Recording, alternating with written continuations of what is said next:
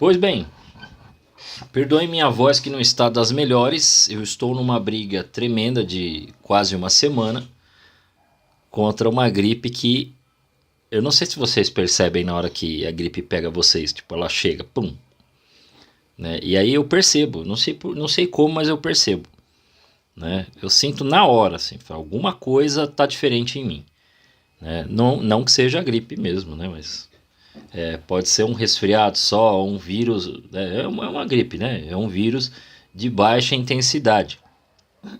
Então minha voz ficou atacada, não cheguei a ter coriza, não cheguei a passar mal, ter febre, nada demais, mas fiquei com a garganta incomodada e já está quase uma semana, que é mais ou menos o período que demora aí.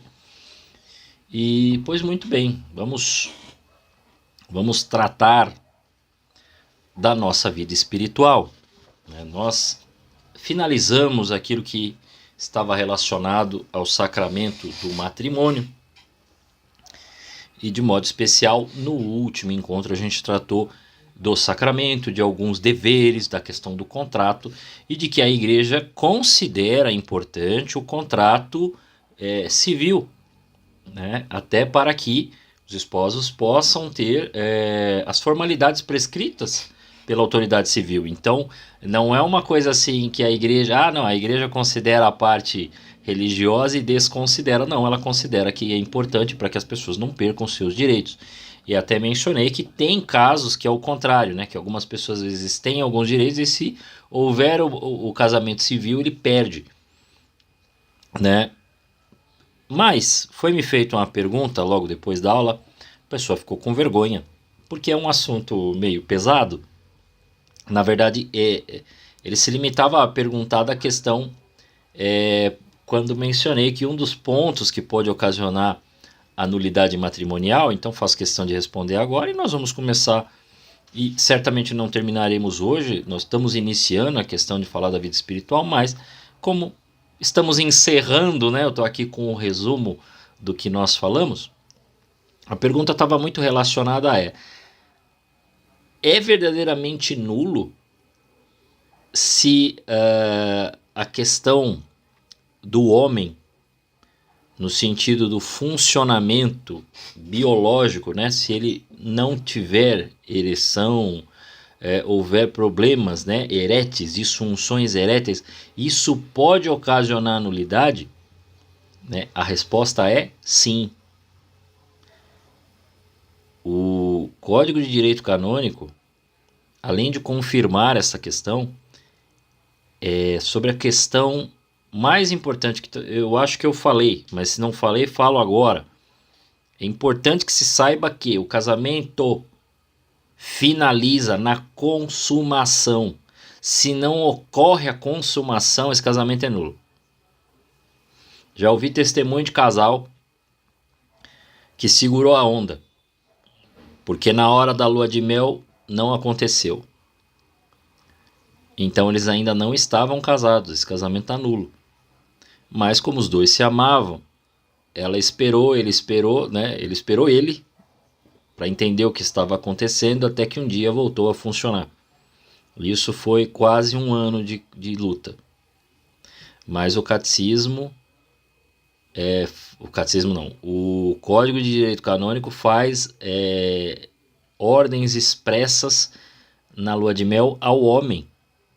A única coisa que fala para a mulher é ela estar disposta. O homem tem de estar firme, rijo, tem de estar potente, a coisa tem de funcionar, ele tem que estar desse jeito mesmo. Ele faz toda a exigência ao homem, né? Então o homem tem a obrigação de funcionar. Ué, mas por que, Leandro? Porque isso seria um sinal de nulidade? Porque uma das dimensões do matrimônio é a dimensão procriativa. Se o homem não funcionar, não tem bebê, né? Então, essa responsabilidade é maior nos homens. Ainda que a mulher tenha, né, as questões que podem atrapalhar, elas são muito mais evidentes, muito mais claras e acontecem muito mais com os homens. Então, o homem tem essa obrigação maior de funcionar, né? Então, é importantíssimo saber disso. E aí, a segunda pergunta, que está quase relacionada, Seria nulo não, estaria a pessoa pecando. Vocês vão ver que a história tem vários pecados, mas estaria essa pessoa pecando se soubesse que o marido casou apenas por uma razão de casamento de fachada, porque na verdade ele gosta de outra coisa. Então ele casou com uma pessoa que ele via que tinha uma amizade, por uma segurança, mas ele não quer nada com nada. Estaria ela pecando se ela agora pegasse e saísse com homens? Ela entendeu, ele foi lá agora, foi real, falou a real para ela, meu negócio, eu não gosto disso, né? Mas eu casei porque eu queria, sei lá, não ter problema com a minha família, porque minha família ia me julgar, ia me condenar e tudo mais, mas eu gosto disso aqui, né? Ele fala evidentemente que ele não gosta de mulher, e aí ele combina, fala, eu não vou encher seu saco, e você também não me atrapalha, mas você pode fazer o que você quiser. Estaria ela pecando se a partir daí ela procurasse outros homens? Sim, ela estaria pecando. Que a primeira pergunta que eu faria para esse rapaz é: meu amigo, por que você já está querendo fazer casamento de fachada? Quer dizer, você já quer mentir para as pessoas, né? Você já está criando uma situação bem esquisita. Para que você tem que juntar com religião? Porque evidentemente você não crê. Você está tratando todas as coisas como um objeto seu e que você usa a seu bel prazer, está mentindo sobre a sua pessoa para a sua família, você não está sendo sincero e ainda está usando essa fachada, né, agora para comprar essa mulher, que talvez ela não sabia. Se ela sabia, piora, né? Porque aí ela entrou em todo um esquema, toda uma história louca, né? E aí, agora, além disso, ela ainda me entra, né, convenientemente, já que ele, agora nós temos a liberdade, vou ficar com quem eu quiser. Não pode. Ela estará em pecado também, porque disseram sim no altar.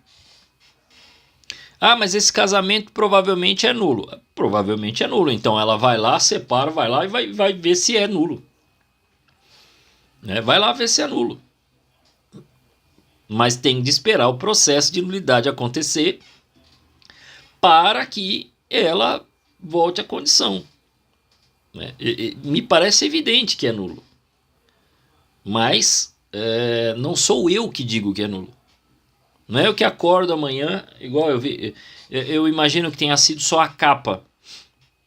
Eu não sei se vocês já ouviram falar do Santo Flow, que é um podcast. Estava lá Mano Walter, não conheço, tá? Mas como conheço pessoas que gostam de sertanejo, eu já tinha ouvido falar desse nome, então já deduzi que é o cantor sertanejo. Eu acho que ele não estava de chapéu. Tava ele e agora a esposa dele. E aí ele falou: eu fui atrás para conseguir anular. Não, você não consegue nada, filho. A igreja analisa e ela confirma o que já havia acontecido, que esse casamento jamais existiu. Mas a igreja não bate um carimbo dizendo: estou anulando.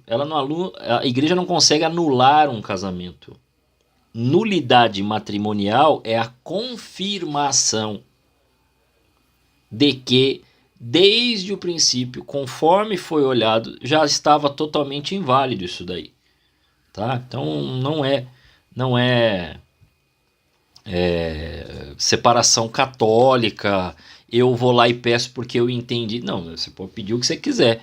Agora, agora a coisa ser evidentemente é outra história, tá bom? Então tem que tomar cuidado, que às vezes a gente até naturalmente fala: anulei, mas eu não tive participação nenhuma no processo de nulidade, né? E às vezes o pessoal confunde. Então, bom, nós estamos iniciando agora essa parte que a gente retorna a falar da vida espiritual. Nós já falamos de oração, nós vamos voltar a falar de oração, mas adentrando esses pontos que às vezes ficam esquecidos, né? Tive uma vez, como padrinho de crisma, fui numa reunião final e o catequista disse que o dom do conselho é dar um bom conselho. Não é.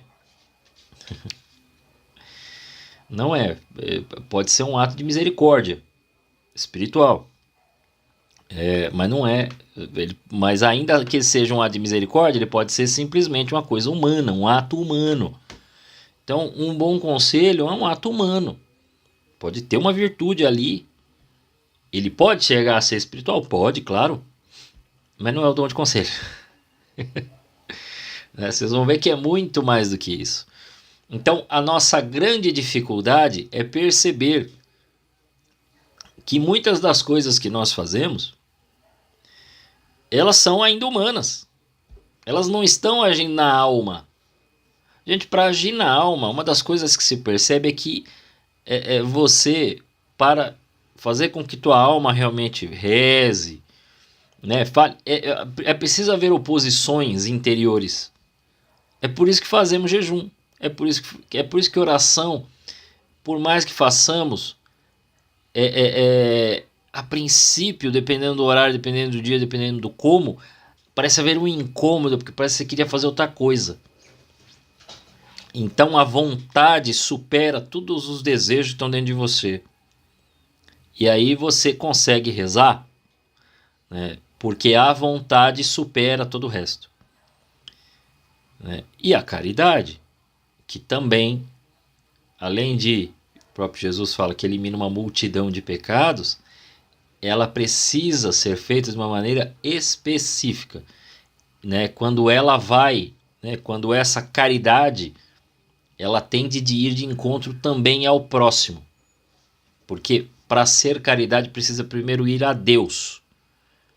Essa é a dificuldade de entendimento nessas discussões que está tendo aí fora. As discussões que a gente está ouvindo aí fora sobre, porque o pessoal reza, depois sai de casa e maltrata o mendigo, maltrata não sei quem. Que adianta rezarem e depois dizerem absurdos, palavras de ódio, bababi, bababó. Esta pessoa esquece que Jesus criticou os três atos, né? Criticou os 3 exercícios de piedade. Ele criticou a oração, dizendo assim: não façais como os fariseus hipócritas, que rezam, né, estendendo as mãos e fazendo com que todos olhem, porque eles usam longas palavras, longos discursos para serem ouvidos e admirados pelas pessoas. Então ele falou da oração. Mas ele continua. Fala: não façais como os fariseus hipócritas, que quando vão jejuar, chegam, né, com aquela cara esquálida, com aquele olhar, para mostrar para todo mundo: olha como ele jejua, olha como ele está sofrendo diante da mortificação, que coisa. Então ele também faz uma condenação ao jejum. E por fim ele fala: não façais como esses fariseus hipócritas, que vão lá e mostram quando estão dando dízimo. Quando estão dando um dinheiro para um pobre, fazem com que todos olhem e admirem seu ato de bondade. Né? Esses daí já tiveram sua paga. Eles estavam falando de uma coisa e fazendo outra? Estavam falando mal de um e do outro? Olha aí. Nas 3 situações, Jesus está mostrando o lado que não é, né? E ainda completa, né? O que a mão direita faz, a esquerda não deve saber. Então, quer dizer, ele está nos ensinando de que tem um jeito certo de fazer essas ações, esses atos de misericórdia. Né? Os atos de misericórdia, os exercícios espirituais, tem um jeito certo de fazer. Por quê? Porque senão você vai se perder. No meio de um orgulho, de uma vaidade, você vai perder. Você está fazendo um negócio que realmente é bom. Oração é coisa boa, não é? Mas tem aquela parábola do fariseu e publicano. Estava lá o fariseu diante do Santo dos Santos, né? No nosso caso seria na capela, diante do Santíssimo. Estava lá o fariseu e ali havia ao fundo, bem encolhido, um publicano. O publicano é o cobrador de impostos, tá? E aí o fariseu começa a dizer: obrigado, Senhor, porque eu não sou como este aqui, que é um pecador. Eu pago dízimo, eu faço isso, eu faço aquilo. Ele conta 7 virtudes, especificamente. 7, por quê? Porque ele era um homem perfeito. 7 é número de perfeição. Então ele é um cara bom, cara perfeito, cara legal. 7. Não sou como esse ou como os outros que fazem isso. Não, olha, eu dou dízimo, eu faço oração. Então é lógico que existe uma condenação para essa impostura, mas essa impostura acontece porque a gente está mudando o foco da coisa. Quando a gente começa a entender que quem faz é Deus, a gente para de achar que as nossas ações humanas são muito boas.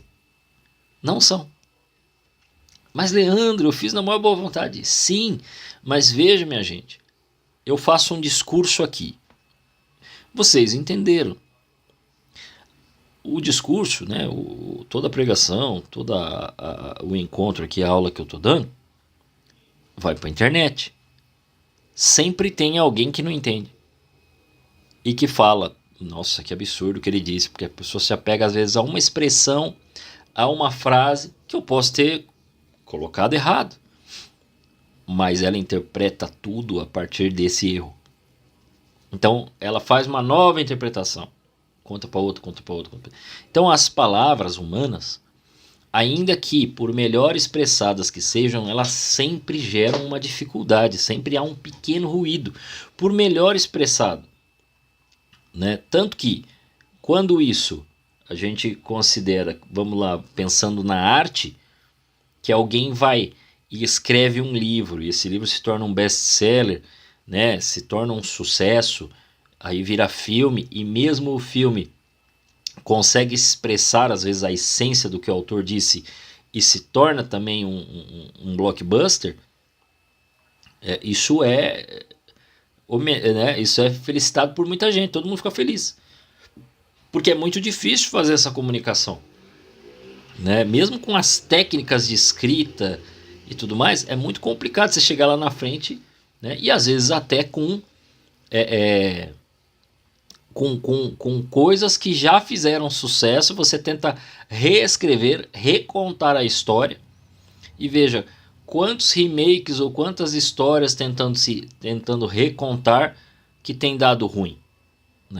Nós vimos aqui, talvez, o maior de todos atualmente, e que por enquanto, até por pontuação, que o pessoal da pontuação nota não sei o que, está se tornando o filme de menor nota de todos os tempos, que é esse atual Branca de Neve, porque pelo jeito o filme é ruim, parece que para ser bom, quer dizer, parece que para ser ruim ele precisa fazer muita coisa, porque o negócio tá com nota mais baixa que um filme que era o filme de pior nota, que era o Dragon Ball Evolution. E agora essa Branca de Neve. Não sei se ainda está assim, mas até a semana passada estava. Um negócio assim aterrador. Eu fiquei pensando, nossa, quão ruim deve ser esse filme. Porque eu já assisti cada bomba quando era mais novo, que passei ruim. Você fala, meu amigo, tem uns filmes que passavam no Força Total que a galera não assistiu. Que era ruim, hein? A gente gostava porque tinha pancadaria pra todo lado e tudo mais, mas não era bom não. Alguns eram bem ruinzinhos. Ou aqueles filmes, eu falo pra galera, eu assisti quando eu era moleque. Porque passava, porque não tinha internet, passava na sessão da tarde, passava no cinema em casa. Não assista. Não, mas eu vou pegar. Não assiste, você vai ter a tal da falsa nostalgia. Vai dar problema. Você vai assistir, você vai se perder. Mas a galera vai lá, assiste de novo, depois chora. O filme era ruim. você tem carinho por aquilo lá, porque você era moleque, você via aquelas cenas e tal, né? Eu sempre falo pro pessoal, não assista O Último Dragão, porque o filme é ruim. Aí a galera quer ir assistir. Então vai lá, assiste lá. Você vai ver que o filme você gostava porque ele tinha umas frases de efeito, a moça bonita, um, né, os efeitos que hoje você olha é mais defeito especial do que tudo. Mas é isso. Essas brincadeiras à parte. E esses comentários é para mostrar o quanto a nossa comunicação é falha, dificultosa. Mesmo de religiosos. Você vai lá, igual que eu comentei, tem um padre. Ele vai lá e chama todo mundo, vamos rezar o rosário 4:30 da manhã. Tem gente que fica com raiva. Falar, quer se aparecer, não faz sentido. Mas como não faz sentido? O pessoal vai rezar, né? Mas é porque a nossa linguagem cria esse problema. Então nós temos diversos, isso é fruto, tá, do pecado original. Se você leu Gênesis e a história de Babel, seria muito fácil, né, principalmente nos dias de hoje, e aí é que eu quero trazer para vocês isso, seria muito fácil pensar a Torre de Babel apenas como uma alteração das línguas. Isso aconteceu. E o que criou? Criou-se a dificuldade de comunicação, porque um falava uma língua, outro falava outra, eles não conseguiam se entender. Mas essa linguagem, né, a questão de um falar... Hoje, você faz um curso, você consegue falar com outra pessoa. Você pega um texto de uma língua, você coloca no tradutor e tudo mais. E digo mais, a tendência é você levar o seu celular para um local e colocar um aplicativo que o rapaz fala em japonês, você responde em português e vocês conseguem se entender porque o negócio te responde. Te responde e responde ele na língua dele e ele fala e você ouve na sua língua. Estaria resolvido o problema de Babel se fosse apenas um problema de língua. Mas é um problema de linguagem. Nem nós aqui que falamos português concordamos com tudo. Nós mesmos, entre nós aqui. A gente conversa, né? Minha irmã não está aqui hoje, né, acompanhando, mas quantas vezes eu e ela discordou? Né? Quantas vezes você deve ter discordado, né? Um do outro, né? De alguém que está aí na sua casa, normal. Mas essas discordâncias, a gente não consegue chegar num consenso universal de todas as coisas. Isso é fruto do pecado original, pô.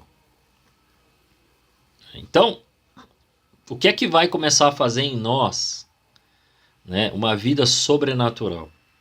Vai fazer eu falar de uma forma que todo mundo vai entender. Talvez sim, mas vai ter gente que também não vai entender. Por quê? Porque a pessoa também tem dentro dela essa sequela do pecado original. E aí, conforme eu fui atingido, às vezes eu não entendo. Às vezes isso me atrapalha. Às vezes eu escuto uma coisa e aquilo não tem coisas que eu já vi padres explicarem. Por exemplo, vou abrir aqui, tá? Há 10 anos atrás eu fiz um curso presencial com o padre Paulo Ricardo. Não é nada demais, tá? Não é nada absurdo. Mas você pode considerar também a questão do site e ele aparecendo quando ele aparece em vídeo geral. Quando ele aparece em vídeo geral, ele explica uma coisa. Quando ele aparece no site dele, ele aprofunda isso. Por quê? Porque algumas coisas o pessoal não capta e às vezes pode interpretar muito errado. Né? Você fala, não, mas se eu entrar eu vou entender, vai. Porque você já tem uma vida na igreja, mas quem está fora às vezes escuta. Não vai longe. Né? Eu expliquei aqui, né? Vai estar tá na internet, explicando lá Efésios 5, falando. Recentemente também, uma parte da palestra falando de Efésios 5, por parte do Frei Gilson, foi utilizado como bucha de canhão para criar guerra. Por quê? Porque usou aquela expressão que é horror dos horrores do povo, submissa. Porque falou submissa. Não, mas peraí, filho, você está interpretando submissa de uma forma. que não é a que o padre está explicando. Você pegou um corte pequeno e você deveria ter ouvido toda a palestra. Então você cria uma outra interpretação ali. Mas há quem vai ouvir tudo e vai dizer, não, continua sendo absurdo e tal. Por quê? Porque tem dentro de nós toda uma cultura. Eu e você temos uma cultura adquirida e a gente é influenciado por vários meios. E um pouco a gente administra e decide quem a gente quer que influencie. Agora a gente tem influências que às vezes a gente nem percebe. Quando você vai ver, você, nossa, era isso que me move. Né? Então tudo isso conta. Eu estou tocando nessa questão porque passa às vezes pela cabeça de muitas pessoas. Eu vou pegar um exemplo aqui, outros exemplos aqui.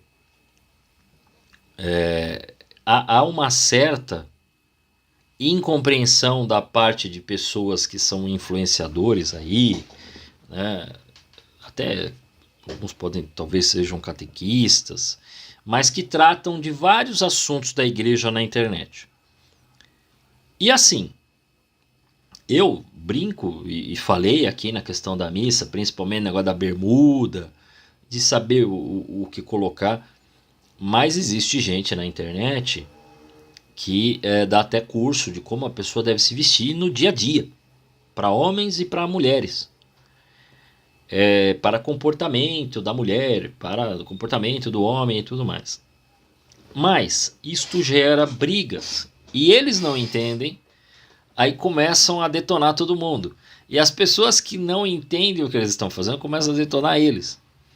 Por quê? Porque é uma impaciência em relação ao processo das pessoas. Primeiro, da parte de quem está ensinando, eu devo ensinar, mas eu não tenho como controlar o seu caminho. Eu posso ordená-lo aqui, orientar, mas eu não sou. Eu sou aqui um catequista, que estaria ele equivalente ao professor, né, que está ensinando algo. Mas eu não tenho como pegar na sua mão e andar na sua vida toda. Eu não sou o seu diretor espiritual. Eu não sou como é que nós poderíamos dizer assim? Não um monitor. Essas pessoas que dão, né, que fazem todo um... Não é consultor também, mas como se fosse uma consultoria de olhar a sua vida e dizer, não é esse o meu trabalho.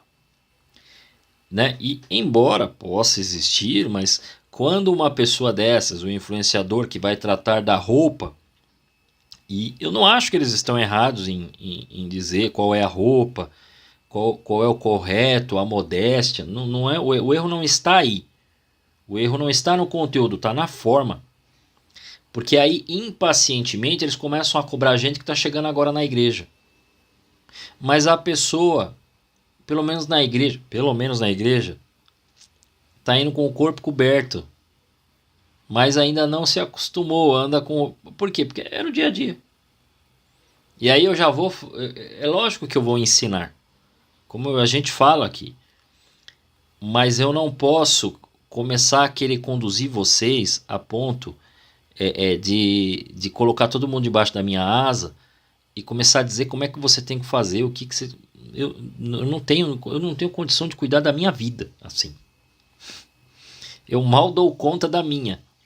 Como é que eu vou dar conta da sua vida? Então existe uma impaciência por parte... Isso é geral, tá? Não é por parte dos católicos. Você percebe que todo mundo que tá na internet e tal, e ele trata de um tema, ele quer que todo mundo... É lógico que a gente quer atrair pessoas, mas assim, eu preciso ser dono de vocês?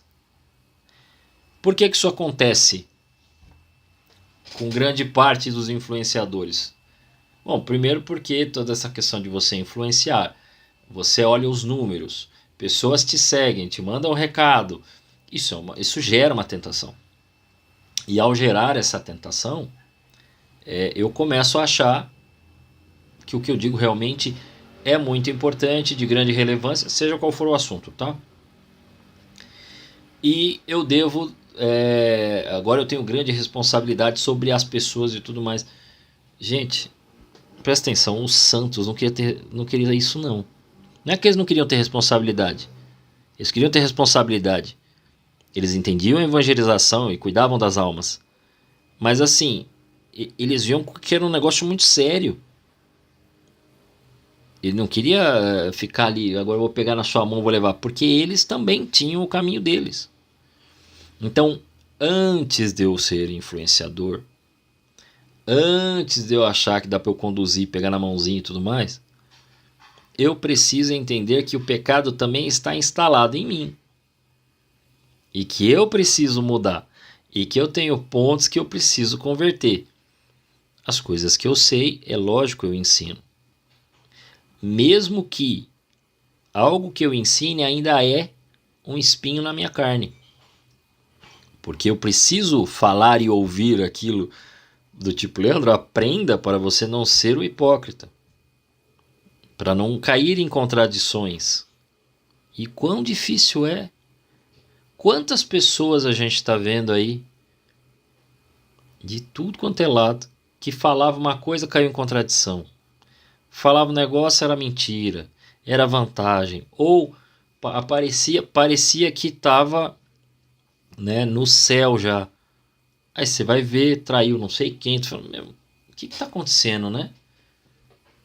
Até um tempo atrás, eu tinha amigos católicos, tá? Católicos, que admiravam, estavam surpresos com esses novos pastores, que não sei o que, né?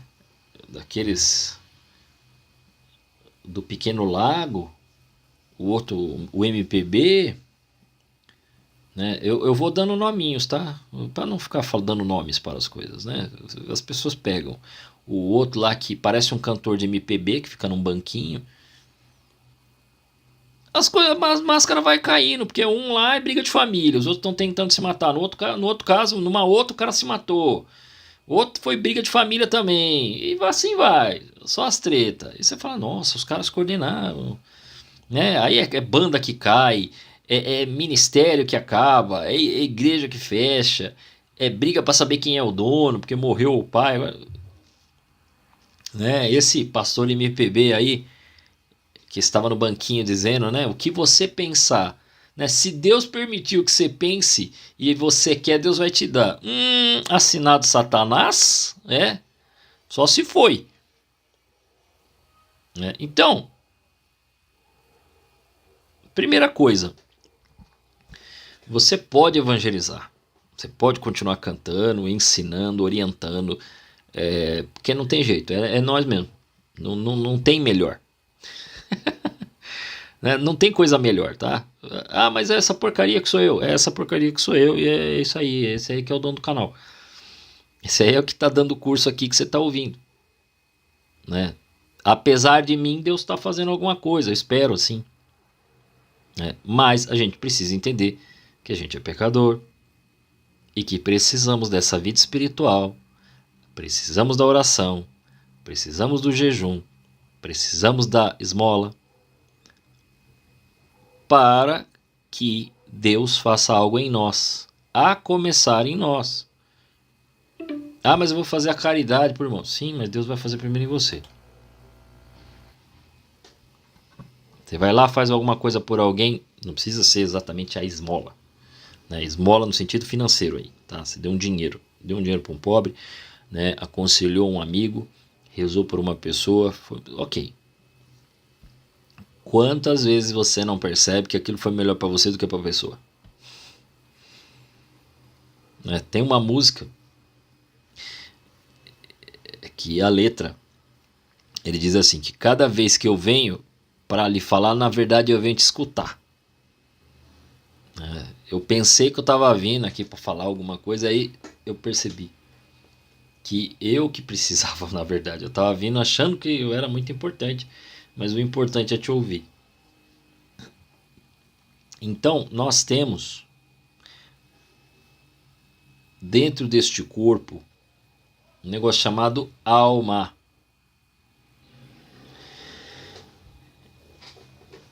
E a alma precisa Se daí que vem a obediência a Deus. É ela que precisa mover o corpo. O que está acontecendo é que o corpo está desordenado e a alma que está conduzindo ao pecado.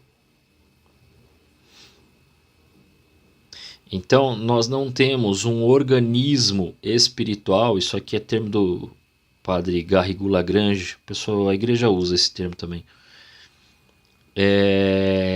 Eu preciso fazer esse organismo espiritual tá em bom funcionamento. O seu organismo físico está funcionando bem, você está com boa saúde, fisicamente bem, ok, vamos agora para a questão do nosso organismo espiritual. A gente fala isso no próximo encontro. Quando a gente é batizado, que a gente ainda era pequeno, talvez você pode ter sido batizado mais velho, nós recebemos as virtudes teologais.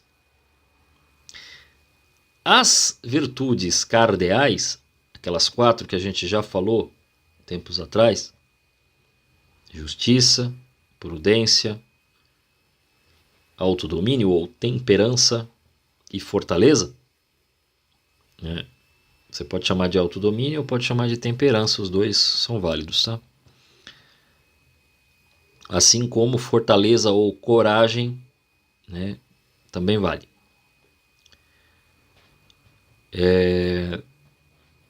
Elas são, que a gente chama também de virtudes humanas. Elas qualquer pessoa pode ter. E a partir delas, outras. Mas que vão sempre estar num nível humano. Quando estas virtudes agem sob a força das virtudes sobrenaturais, aí é quando Deus infunde na alma, né? Pum! Que é isso aí que ele faz no batismo. Ele infunde essas 3 virtudes teologais: fé, esperança e caridade, né? Pela qual se tem propensão, facilidade e prontidão para conhecer e praticar o bem em ordem para a vida eterna. Ou seja, você precisará ter fé, esperança e caridade agindo, né? Porque ter o dom, qualquer crismando tem. Mas existe uma lenda, não sei se é, agora nós vamos descobrir se é verdade. A igreja aumentou as catequeses de crisma e adulto, estão lotadas em tudo quanto é igreja. Não é só lá na Nossa Senhora Aparecida onde eu estou, não, né? Porque lá nós estamos com 2 turmas de crisma, já passa de 40 pessoas. E estamos com uma turma de adultos com mais de 40 pessoas, né? Não vai crismar todo mundo junto, mas vai crismar mais da metade junto. E aí, né? A gente se vira. Mas o ponto é que crismado tem de monte. Mas quantos já não perguntaram, mas esses dons do Espírito Santo, eles funcionam mesmo? Eles agem mesmo? Nunca vi. E aí ocorre um erro muito comum das pessoas, muito comum, de achar que os tais carismas, aqueles como, por exemplo, o dom de línguas, o dom de profecia, o dom de ciência, de discernimento dos espíritos, bom, esses que a renovação carismática propaga, que são chamados de dons carismáticos, que não são dons infusos, são dons efusos. Qual é a diferença de infuso e efuso? Bom, o infuso, Deus infundiu na alma através do sacramento. Então, tanto as 3 virtudes teologais quanto os 7 dons do Espírito Santo, eles são colocados na alma. Deus vai lá e pum, coloca lá dentro, tá lá. E eles são o que a gente chama de graça santificante. Eu falei isso na introdução aos sacramentos. Os carismas não são infusos, são efusos. Eles são o que a gente chama de dom transmitido por... como é que fala? Igual mergulho infuso é esse aí, de infusão, né? Vocês já devem ter feito infusão de chá, né? Não sei se vocês já fizeram, mas aquilo ali é uma infusão. O que que faz? Você põe o saquinho e pum, põe a água. Aí da água, de dentro para fora, o chá vai saindo. Então o que era água virou chá. É uma infusão. A efusão não é o mergulho. A efusão é um derramamento. Então seria um derramamento de dons, cujo qual Deus pode agir mediante aqueles dons mencionados em Coríntios capítulo 12. Eles estão lá, um pouquinho antes do famoso capítulo 13, que fala do amor, que quando ele começa, que ele vai falar da caridade, na verdade, né? Que aí ele termina de falar dos caras e fala, agora eu vou falar de uma coisa superior. Agora eu vou falar de algo superior. Então você já vê que tem alguma coisa a mais ali. É superior. E no 14, ele volta a falar dos carismas e ele não que os desconsidera de forma alguma, mas ele fala assim, olha, tem uma galera aí em Coríntios que eu sou obrigado a orientá-los, porque se eu deixar, vocês só ficam orando em línguas. E não é isso. Porque você pode ficar falando trocentos, o que vai valer mais? Você falar assim, ele fala algo assim, 5.000 palavras em língua, se eu falar 2 na língua para que as pessoas entendam, é assim que vai ser. Porque quem ora em línguas tá falando em espírito, e aí, né? Eu não vou entrar no mérito se é ou não é, tá? Todo mundo ora em línguas. Quando você vai num grupo de oração tem 60, 70 pessoas, sei lá, vou chutar aqui, 200 pessoas. Aí tá todo mundo lá, tá todo mundo em língua? Não sei. Mas será que é? Não sei. Pelos frutos, vocês vão poder dizer se é ou não é. Tá dando fruto aquele grupo, tá vendo conversão? Então pode ser que tenha mesmo.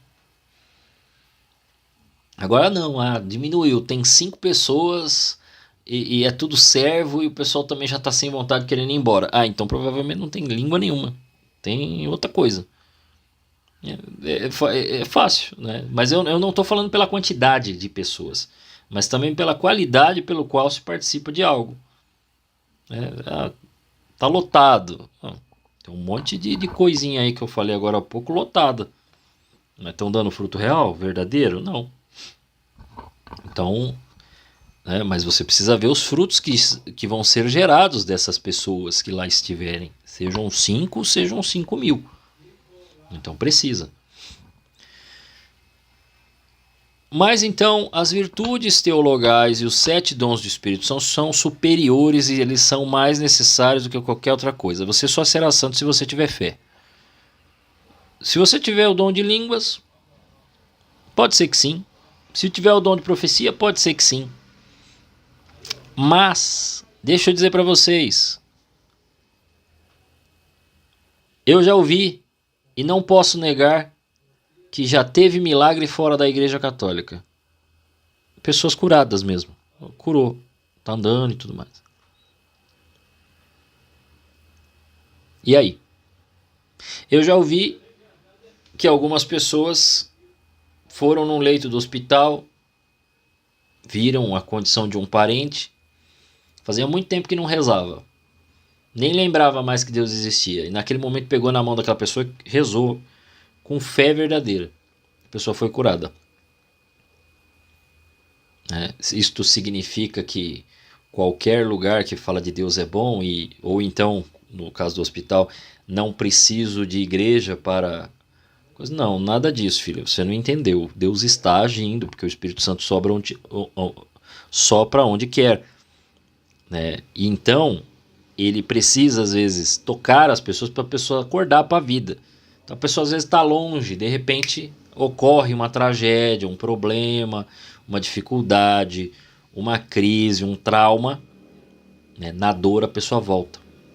Então, essas situações acontecem e aí Deus aparece como auxílio a essas almas. Mas tem um pilantra lá. Mas, bom, Tem a história da mulher, né? Deixando bem curtinha a história. Uma mulher dizia ser muito fiel, crente a Deus, né? Acreditava e sempre em oração. Ela passava e falava, meu irmão, né? Cumprimentava, chamava de irmão até que não era irmão da igreja. Estava sempre em oração, fazia, né? Não só às 4h30, mas às 6 da tarde, rezava às 3 horas, o terço da misericórdia e tudo mais. E ela sempre agradecia a Deus por tudo. Né? De frente para o apartamento dela tinha um ateu. E ele cumprimentava, mas aquela postura da mulher irritava ele achava ela muito chata. Pera aí que eu já vou ler já. Né? Ela achava ele muito chata. E aí ela, orando, apresentou a Deus, falou, Senhor, eu tenho... Ele um dia ouviu, né? Ele estava na varanda, ele ouviu, deu para ouvir a oração dessa mulher. Ela falou, Senhor, eu não tenho dinheiro para comida, não sei o que fazer. E eu não tenho dinheiro para comprar, né? E eu tenho meu filho aqui, bebê, né? Meu marido está trabalhando, mas toda a dificuldade que nós temos, nós não vamos ter dinheiro para poder alimentar. Aí o ateu, já sei, vou resolver esse problema. Aí ele pegou, fez uma compra e levou na frente da casa dela, bateu na porta. Quando ela abriu, ela olhou aquele monte de coisa, falou, obrigado, Senhor Jesus, pelo seu amor, pela intercessão de Nossa Senhora, o quanto eu clamei, porque realmente nós não tínhamos mais comida, meu marido mesmo trabalhando, o dinheiro não chega, e agora o que fazer? O cara abriu a porta e falou, tá vendo, provei sua burrice, você é burra, fui eu que comprei isso daí, tô te dando aí, ó, tô mostrando, né? Mas você é burra, tô cansado dessas suas orações. Ela, obrigado, Senhor, porque além de trazer toda essa graça, esse alimento, ainda foi o capeta que o Senhor mandou trazer aqui, fazer por mim. Por quê? Porque quando Deus quer fazer um bem, ele usa até quem não presta. Então, naquele retiro que mencionei que o Padre Paulo estava conosco, ele disse, olha meus irmãos, cuidado com que às vezes você pensa que você, né, usa bem os dons e os carismas, mas se você estiver em pecado, em sem vergonhice, Deus vai usar você, mas você não vai se salvar. Quer dizer, você terá pregado o evangelho e você não vai se salvar. Então tem que tomar cuidado com esses carismas às vezes. Eu li o livro desculpa, Maíra falou aqui. Eu li o livro da Viola Davis, onde ela conta que um amigo diz a ela porque ela não ora por um tal motivo. Ela diz que nunca orou. Aí ele, faça do seu jeito e de coração, e a oração dela foi ouvida. Pois é. Às vezes o pessoal quer inventar muita palavra e não funciona. Eu já vou mandar o link para vocês, tá? Vai cair. Então, nós precisamos, a princípio, entender que a oração precisa... Por que a pessoa conseguiu? Falou, vai, fala, né? Porque não é que a pessoa está numa situação que ela vai lá e faz uma oração sincera. Ela foi sincera nas palavras dela. Leandro, mas ela não sabia nada, não entendia nada da fé. Então, mas naquele momento ela fez um pedido sincero. Ela procurou realmente ali o Deus verdadeiro. E aí, quando ela fez a oração, ela obteve a graça. Exatamente porque ela fez assim.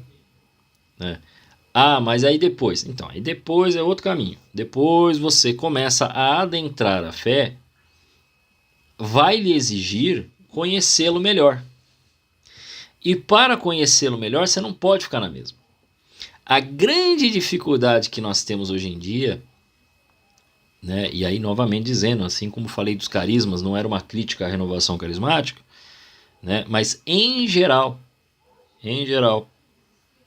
Todos os grupos que a gente participa dentro da igreja são grupos de porta de entrada. A catequese é porta de entrada. Encontro de casais é porta de entrada. Encontro de jovens é porta de entrada. Renovação é porta de entrada. Então todos eles são iniciações.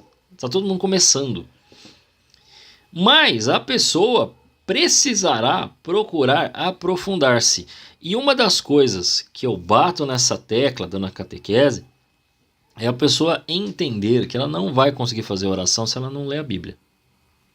Porque se você não lê a Bíblia, fica difícil você saber o que é que Deus fez. Você não vai conseguir. Você vai ficar falando baseado no que você está falando? Que Deus é esse aí? Ele já se apresentou a nós, então você precisa de Bíblia. Segundo, não é qualquer Deus. Por quê? Porque eu percebo que é uma falta de leitura bíblica quando as pessoas começam a fazer comparações do nosso Deus com os outros. Né? Ou, em nome de um pseudo-respeito, né? Eu pego e falo, não, olha, as pessoas não podem crer no que elas quiserem. Meu filho, elas podem, no sentido da liberdade humana, eu não tenho como proibir, elas podem, elas têm a liberdade de ato, né? Liberdade de possibilidade, nesse sentido. Ela tem a possibilidade de fazer, mas quando ela faz isso, ela não é livre coisa nenhuma. Ela se torna escrava. Por quê? Porque os outros deuses não existem. Então, se eles não existem, a pessoa está num caminho errado. Ela estará bloqueando você. Ela não vai acreditar se você disser que ela está no caminho errado, ok? Então, às vezes você não tem nem condição de adentrar uma discussão sobre o assunto. Não há como debater ou falar algo. E qualquer coisa vai haver uma resistência muito grande. Mas essa pessoa está em pecado. Nós precisamos entender agora, mais do que nunca, que esse pecado se trata de um afastamento de Deus. E que a pessoa não percebe. Por quê? Porque outros fatores interiores atrapalham. Que eu falei agora há pouco. A comunicação, a cultura, o entendimento das coisas, as crises particulares. Às vezes alguma coisa, algum problema que ela tinha muito grande resolveu. Em algum lugar lá, achou uma resposta. Talvez não respondeu tudo, mas respondeu alguma coisa. E aí a pessoa se sente grata por isso. Então aquele sentimento de gratidão cria esse afastamento da pessoa. Né? Tem gente que se escora em tudo. Eu conheço gente que diz que recebeu a carta do falecido lá, porque teve a carta escrita do médium que foi lá, escreveu, e a letra era igualzinha e falou coisas que eles já tinham vivido e tudo mais. Ok, né? Se eu soubesse um pouquinho de angeologia e entendesse que os anjos têm a capacidade de certo modo prever futuro, baseado numa grande quantidade de probabilidades, né, que nem a inteligência artificial faz, né, e entendesse que ele sabe o meu passado e o passado daqueles que estão próximos, porque ele está querendo me ver me desgraçar, ele conseguiria dizer na cabeça de alguém isso e escrever igual a um outro ser humano, coisa tranquila, uma pequena possessão, e tu coloca uma letra igual, pronto, tá resolvido o problema. Mas vai falar isso, fala isso para eles, para você ver o problema que é. Então é muito complicado. Então primeiro tem que saber, né? Primeiro é a sinceridade, primeiro ato, seja sincero na oração. Segundo, e por isso ela conseguiu, viu? Por isso que Deus atendeu. Ela foi sincera. Aí depois parece que não funciona, né?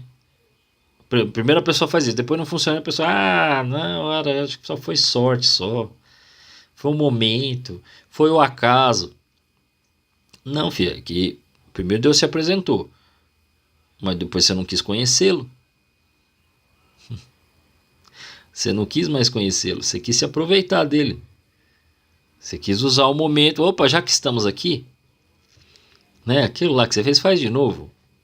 Aí começam estas loucuras que a gente tem, do pessoal achar que me converti, ganhei um carro importado, consegui uma casa, não sei o que. Fala, meu, tem alguma coisa errada aí. Ou por séculos dos séculos está todo mundo rezando errado, só você está rezando certo, né? Porque você conseguiu. Não, é porque essa oração materialista aí tem alguma outra coisa, não tem a ver com Deus. Mas será que se eu pedir um carro? Não, você pode pedir o que você quiser, né? Por que Deus vai te dar?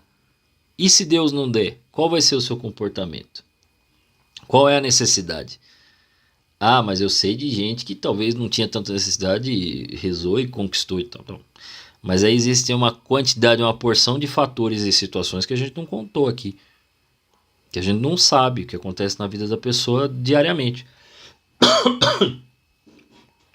E aí a gente acha que foi simplesmente a oração. Não, peraí, a oração, mas o cara trabalha, faz isso, faz mais aquilo, mais aquilo, mais aquilo, mais aquilo.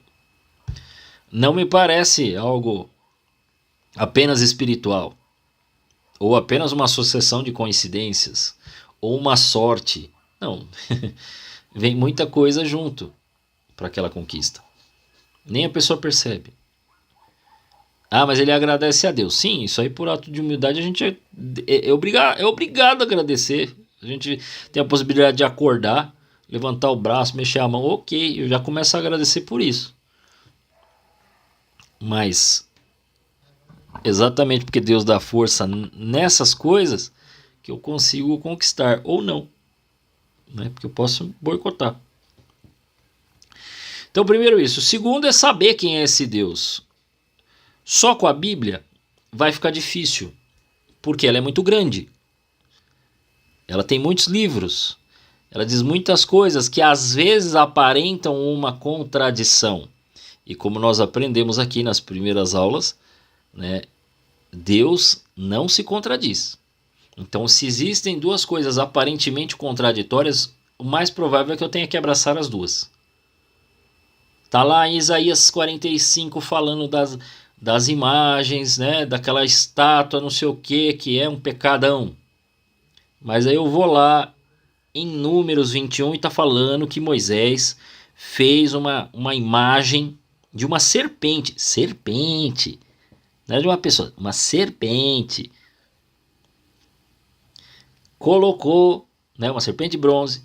Colocou, fincou e o povo foi curado quando olhava para a imagem. Peraí, mas é para fazer uma imagem ou não? Você tem duas coisas contraditórias, então tem que abraçar as duas e chegar ao termo comum. Você tem que abraçar e encarar essa tensão bíblica. Fala, peraí, pode ou não pode? Não, mas aqui está dizendo que pode, aqui está dizendo que não. Eu não tenho como responder entre um. Então, provavelmente pode. Mas existe alguma situação que diz que não pode. Então, pode quando é ícone e não pode quando é ídolo. Ué, por quê? Porque o ídolo eu trato ele como Deus. O ícone é como um caminho para Deus. Então, muda a ideia. Mas quem que me dá essa explicação aqui que eu estou dando? A igreja. Então eu preciso saber o que eu creio. Então aí a gente volta na questão do creio em Deus Pai Todo-Poderoso. Quer dizer, se eu não entendo quem é Deus, quem é o Pai Todo-Poderoso, Criador do céu e da terra, quem é Jesus Cristo, nosso Senhor, concebido pelo poder do Espírito Santo que nasceu da Virgem Maria. Mas quem é essa Virgem Maria? Ele padeceu sob Pôncio Pilatos. Tá bom, que caminho que ele fez? O que ele fez para padecer? Ser crucificado, morto e sepultado. Descer à mansão dos mortos. O que ele fez na mansão dos mortos? Por que ele ressuscitou ao terceiro dia? E aí subiu aos céus. O que foi esse negócio? Que movimento é esse? Então, se eu não sei explicar essas coisas, né, aí na condução disso, essa questão da salvação fala de crer na igreja, né, de crer no Espírito Santo, que é aquele que moveu tudo, que falou pelos profetas, que é o amor. E depois começa a falar que eu creio na igreja católica, na comunhão dos santos, na remissão dos pecados, na ressurreição da carne, na vida eterna. Se eu não entendo essas coisas, tampouco vou entender a Sagrada Escritura. Uma coisa vai completar a outra. Porque primeiro veio uma, e a outra foi por conta de uma, ela foi se constituindo. Mas essa uma, né? Primeiro veio o testemunho dos apóstolos. Depois, o testemunho dos discípulos dos apóstolos. E, consequentemente, as discussões relacionadas a quem é Jesus. Disso, a igreja se reúne e faz essa definição do creio. E junto disso também define quais eram os livros sagrados. Se eu não sei isso, se eu não sei explicar o que eu creio, o que eu creio afinal de contas? Eu creio em Deus Pai Todo. O que é crer em Deus Pai Todo-Poderoso? Que Ele criou tudo, do nada. Que Ele criou os anjos. Não, mas peraí, teve anjo que se rebelou. Então, Deus é o criador do mal? Não. Aí eu vou vendo que não é. Então, é isso que é importante, que a gente compreenda. Oi. Tem imagem? Tem imagem. A gente compreenda o quão importante é o que eu creio, como eu creio e para quê. Quer dizer, bom, junto disso tem um negócio chamado 10 mandamentos. E desses 10 mandamentos eu preciso fazer algo. Por quê? Porque, bom, Deus colocou toda a sua palavra, né? E aí colocou para nós que isso tem um impacto na minha e na sua vida. Veja, eles estão ditos de modo universal. E isso tem um impacto no individual. Né? Eu, mais uma vez, voltando aos influenciadores, eu explico os 10 mandamentos. Mas cada caso terá de ser tratado individualmente. É por isso que existe confissão. É por isso que tem padre que dá direção. Por isso que em alguns casos, mesmo na confissão, o padre dá uma orientação direta. Quando ele vê que é um pecado geral, a pessoa falou e tal, ele não fala nada. Só dá absolvição e segue o jogo. Quando a pessoa fala de alguma coisa, mas tem um mais porém, ele percebe um vício, ele percebe um desequilíbrio, ele costuma dar uma orientação. Filho, faz isso. Faz aqui, ó, vai por esse caminho. Por quê? Porque ele está falando para você. Que talvez eu indo falar o mesmo pecado, a situação seja outra. Então, as orientações serão diferentes. Sabendo isso, eu tento entender como é que eu vivo o mistério sagrado e vivo da melhor maneira o fruto da salvação de Jesus na Santa Cruz, que são a sua igreja e, consequentemente, os seus sacramentos. Eu começo a viver isso. E aí, dentre os sacramentos, nós temos o sacramento do batismo. Eu dei toda essa volta e voltei aqui para as virtudes teologais. Carismas exteriores, Deus pode usar quem Ele quiser. Agora, 7 dons do Espírito Santo é só para quem recebe o crisma, ok?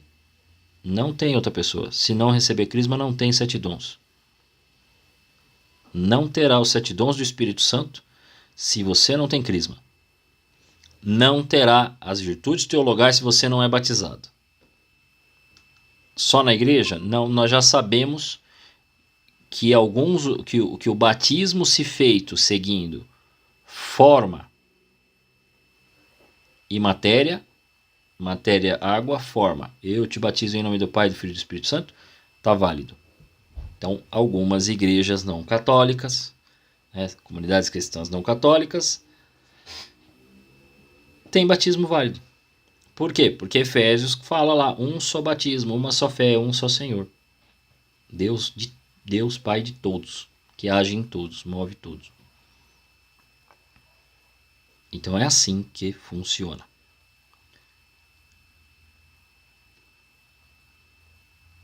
Quais são as principais virtudes sobrenaturais? São 7. 3 teologais, 4 cardeais. Já falamos, né? As teologais são a fé, a esperança e a caridade. As cardeais são aquelas 4 que agem primeiro humanamente, mas elas podem agir também sobre a infusão do Espírito Santo, sim. Tá? Então elas podem agir aí, sobre o dom que a gente chama de dom infuso. Então ela dá uma subida de patamar. Ela sobe o patamar. Tanto que você pode ver nos 7 dons do Espírito Santo, você tem lá dom da fortaleza. Ele é a virtude da fortaleza? Não, ele é muito superior. Mas tem a virtude da fortaleza, ela pode agir de modo infuso. Ok? Chamam-se fé, esperança e caridade as virtudes teologais, porque têm a Deus por objeto imediato e principal e nos são infundidas por ele. De que modo têm as virtudes teologais a Deus por objeto imediato? Porque pela fé nós cremos em Deus. E cremos tudo o que ele revelou. Então por isso que a gente lê a Bíblia, por isso que a gente lê o Catecismo, por isso que a gente... Pela esperança, esperamos possuir a Deus. Bom, sabendo, agora eu sei que ele me ama, eu reconheço que isso é de Deus, que isso não é de Deus, então eu tenho fé. Ainda que eu não veja, ainda que nas orações eu não sinta nada, porque não é uma coisa exterior, é interior mesmo. Então, não se trata de sentir. Pode acontecer, mas não é o mais importante. Se eu não sentir nada, eu até fiz a brincadeira, quer dizer, todo dia você sente amor pelo seu marido? Tem dia que você olha e fala, não, hoje tá, eu gosto dele, né? Mas não sente nada assim, borbulhas, né, no estômago, nada. Mas ama, né? As virtudes teologais têm a Deus por objeto imediato, porque pela fé cremos em Deus e cremos em tudo que ele nos revelou. Pela esperança, esperamos possuir a Deus. Pela caridade, amamos a Deus e nele amamos a nós mesmos e ao próximo. Então, quer dizer, começa amando ele e depois atinge a nós e ao próximo. Não é o caminho inverso. É o caminho de cima para baixo. É de Deus para o homem e não do homem para Deus. Quando nos infunde na alma, Deus, pela sua bondade, infunde-nos na alma as virtudes teologais quando nos adorna com a graça santificante, aquela proveniente dos sacramentos. E por isto, quando recebemos o batismo, fomos enriquecidos com essas virtudes juntamente com os dons do Espírito Santo. Basta para o cristão se salvar o ter recebido no batismo as virtudes teologais?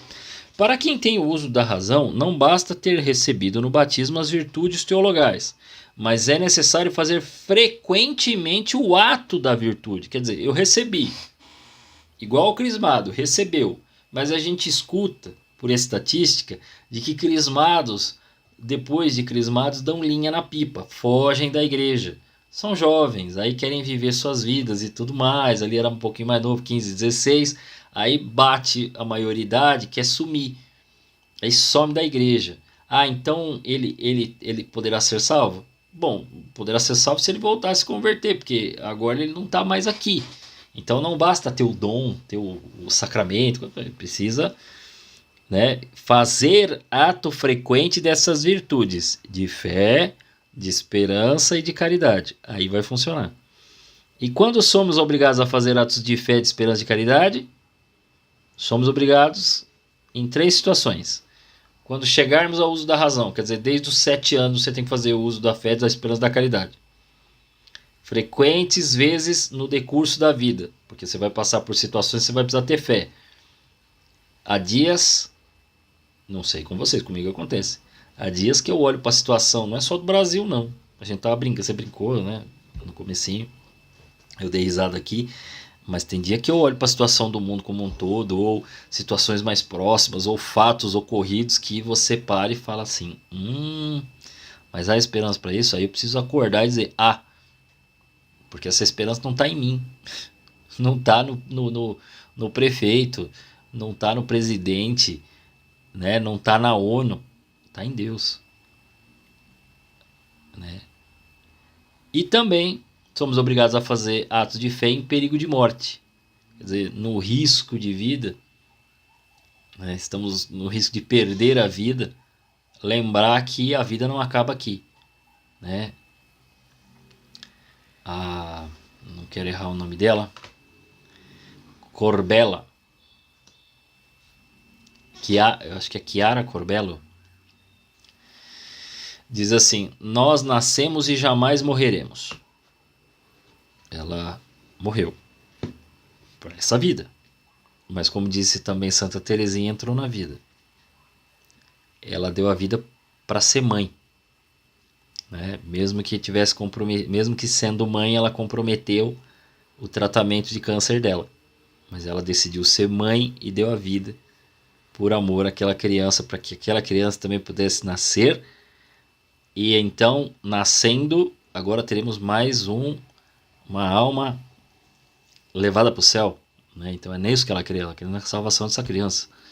Mas é importante avisar as pessoas, né, que para nascer, né, para que pessoas possam se salvar, elas precisam nascer. Se eu não permito elas de nascer, não tem como almas serem geradas aí, porque elas são geradas no momento da concepção. Junto, né, quando se une espermatozoide e óvulo, vem a alma. Então, ali surge um ser potencial para estar no céu junto com Deus. Aí as pessoas não querem ter filho, elas não querem participar do milagre, que não é só o milagre da vida, é o milagre da possibilidade da vida eterna. Se fosse só a vida, é uma coisa. Você vê como o povo é materialista? Não é só a vida. Pois bem, nós vamos continuar. Na semana que vem nós vamos falar, né? Eu dei esse geral aí da vida espiritual, já estou trazendo as virtudes, mas assim, aí nós vamos falar da fé, da esperança e da caridade. E aí depois falaremos dos 7 dons do Espírito Santo e dessa questão de organismo espiritual, da vida, né, que a gente chama de vida interior, né, dessas fases que eu tenho, né, que quem já acompanhou a aula minha, né, na Crisma, na catequese de adulto, ela é feita assim, eu dou uma passada assim, ó, a gente tem a primeira fase, não sei o que, pá, e fala um pouco dos outros assim, mas bem rapidinho, não dá para dar toda essa atenção. E é válido dizer que quando você está falando para as turmas que estão começando, você precisa falar para a pessoa naquele momento ali. Mas hoje aqui falando para vocês, eu quero que vocês deem passos, né? Passos que muitas vezes eu acho que eu teimosamente não avanço. Mas nós precisamos falar deles para que possamos avançar, né? Não só eu, né? Talvez o que me falta é ter gente junto para dar a mão. Vamos junto. Então eu vou adentrar esses assuntos, dar uma aprofundada nisso, a gente explicar um pouco melhor, né? Mas hoje foi para mostrar que essa realidade acontece em uma infinidade de coisas e às vezes criam esses ruídos, essas situações que o pessoal não entende. Fora isso, novamente, dúvidas, peço que vocês lembrem lá de colocar, porque quando chegarmos lá no final, eu faço um encontro só para responder essas perguntas. E aí a gente vai respondendo as dúvidas do povo.